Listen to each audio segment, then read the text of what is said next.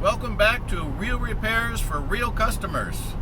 It's seminar time again. And that'll be a welcome break from the work routine, and we'll get to see some fellow technicians and share ideas. As you know, each year I try to present 3 new ideas or maybe a new product. This year I'm going to show actually an older idea, but will be new to most attendees, and that's how to insert leather into a severely damaged leather steering wheel.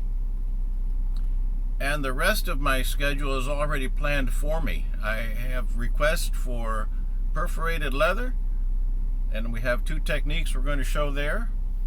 Also, there's supposed to be a couch waiting for me that has some severe damage, and we will see that together and make a plan.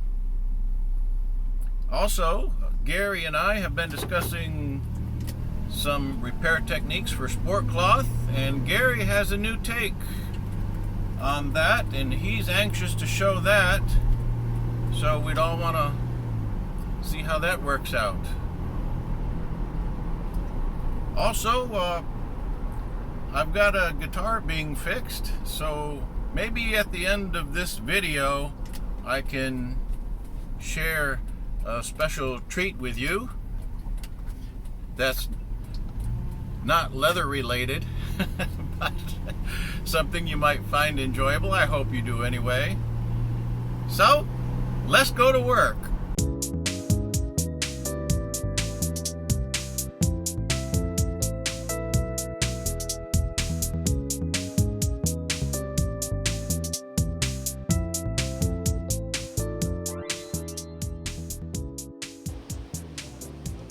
I have one stopover in Chicago with a race to the next gate, finally arriving in Sacramento, starved.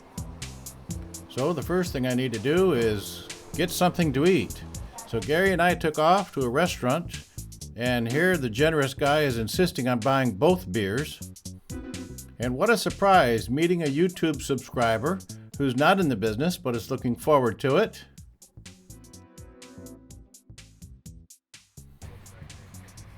We'll take a quick look at the love seat that's waiting. We see some serious dog damage. We see color missing. And we see some scratches and some attempts to recolor in the past. So these are all things we're going to address.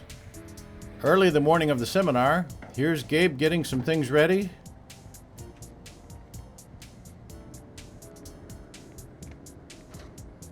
So we're setting up the tables and getting out the products needed for the demonstrations. There's Greg getting things ready there for Gary's table. Here's a burn and a cloth seat that needs to be done.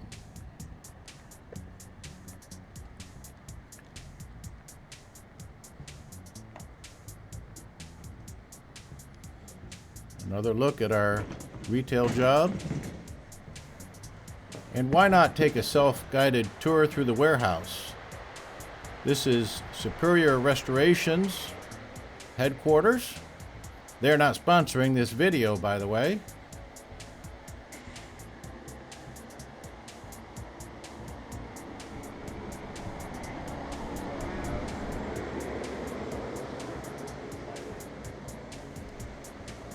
There's some donuts and coffee. We'll be hitting that shortly. And the front offices.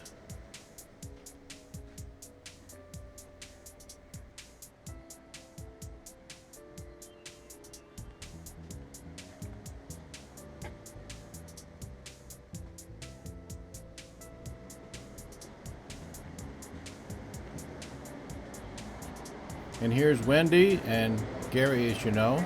Morning, guys. Hi. How are you?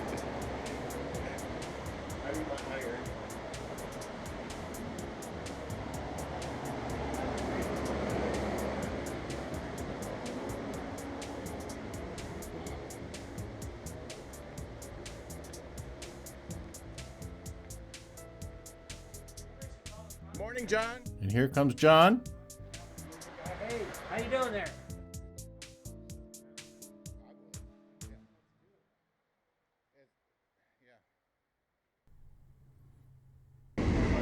At this point, we're halfway through the morning routine. I took a minute break just to see what everybody else is up to. This is Dan Divot, one of the perennial trainers here. Taking pictures? Okay. Looks like he's taking a break Go too. ahead here, we'll get this here all prepped up. Hoping to catch him in some action. He was Go ahead and stand this earlier down demonstrating the hot stapler, here. Boy, that's a nice handheld and he's doing a there. dash repair here, of course, as you can see. He puts the piece in there, Al. He puts his piece in there. Oh, yeah. It's not level, you know. Here John is showing the repair that I just finished on the steering wheel He takes this and he goes back and forth. using the Skyver tool. Next, we're going to start on that love seat. Nobody else is taking a break, just me. Here Gary's working on the cloth seat. Go take a picture of the stitch, John. Rick. I'm teaching him the Frankenstein stitch.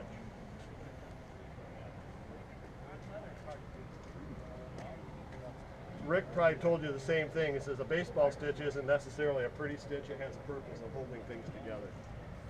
So that's not pretty. Yeah, he's doing a straight line. He didn't have to go around the corner. He didn't usually. Many technicians offered a method of repair, and all of them were good. I prefer not to use a subpatch since it's always revealed in the surface. And the location of the damage is such that when someone slides out of the seat, they're going to tend to abrade the repair material off the leather.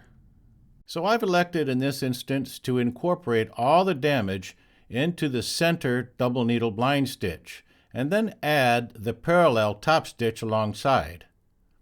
The double needle blind stitch took me about 1/2 hour and about 15 minutes for the parallel top stitch. Then it's time for us to take a break for lunch. And for me, this is a good opportunity to clean up my table and get ready for the next repair so that everything is neat and tidy.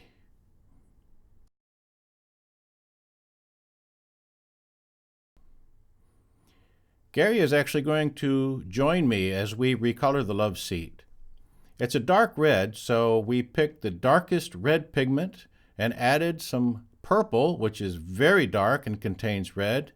And we mixed 3 colors. One, the lighter base color, the general dark red color, and then adding some black to the third, which gives us the dark print. It's worth noting that in making a dark red color, dabbing the color does not necessarily reveal the true pigments. It's necessary to spray the test.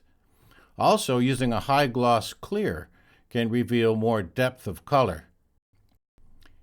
Gary dabbed the print by hand using cheesecloth.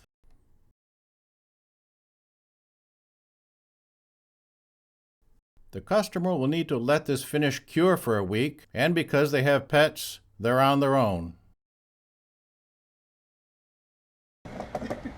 Rick, don't touch my needles.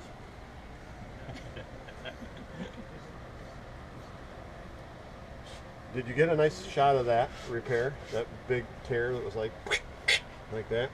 I had been playfully chiding Gary about having the easiest demo, so he effectively shut me up by taking the most difficult damage and the most difficult material and making the perfect repair out of it. We got a nice email back from Stuart, and with his permission, we're going to include a bit of it here.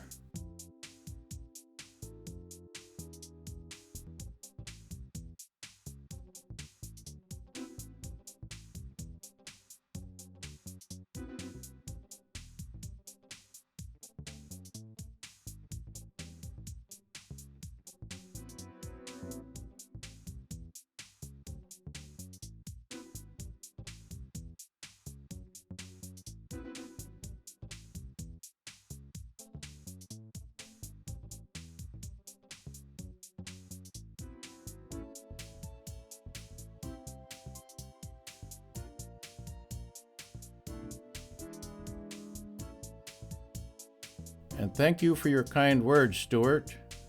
You are like the one of 10 lepers that were cured that came back to say thank you.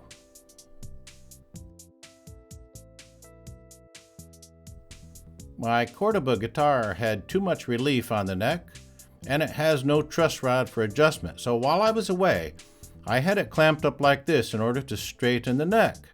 Of course, all the websites said, don't try this unless you're an experienced luthier.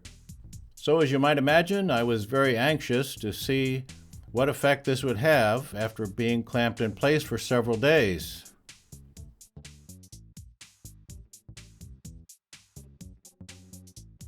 And there you go, a nice straight neck. And the end result is that at the 12th fret, we had slightly more than 6/64 of clearance.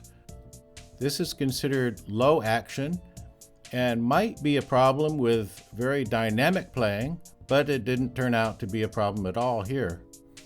One thing further that we did to make the setup perfect is to adjust the saddle here at the bridge for as low an action as possible. So that's it for the repairs, but if you'd like to stick around for some music, Aranita will take us out with some pictures of this guitar in action.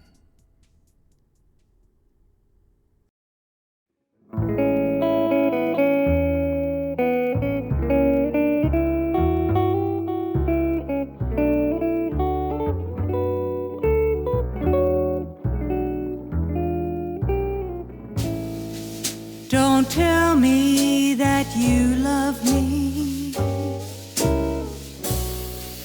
and leave me here. Don't breeze through my mind like a dream and disappear.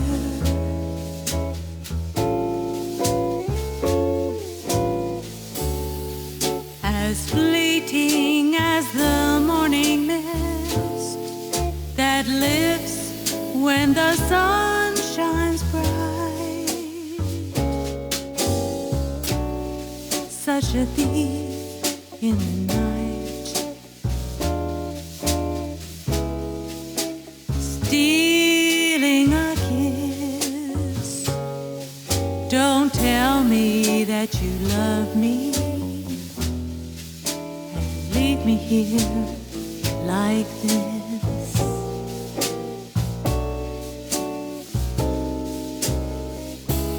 You profess affection, then you change direction. Tell me how am I to know which way to go?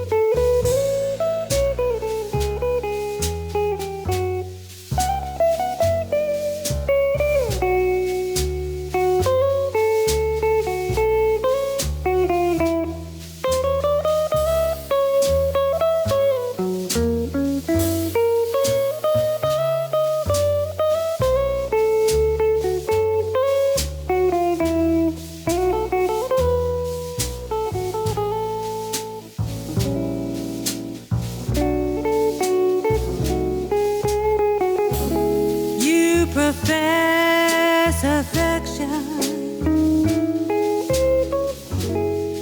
then you change direction.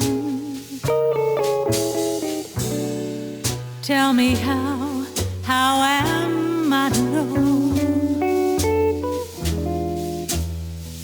which way to go? Don't tell me that you love me and leave me here. Don't breathe like a dream and disappear.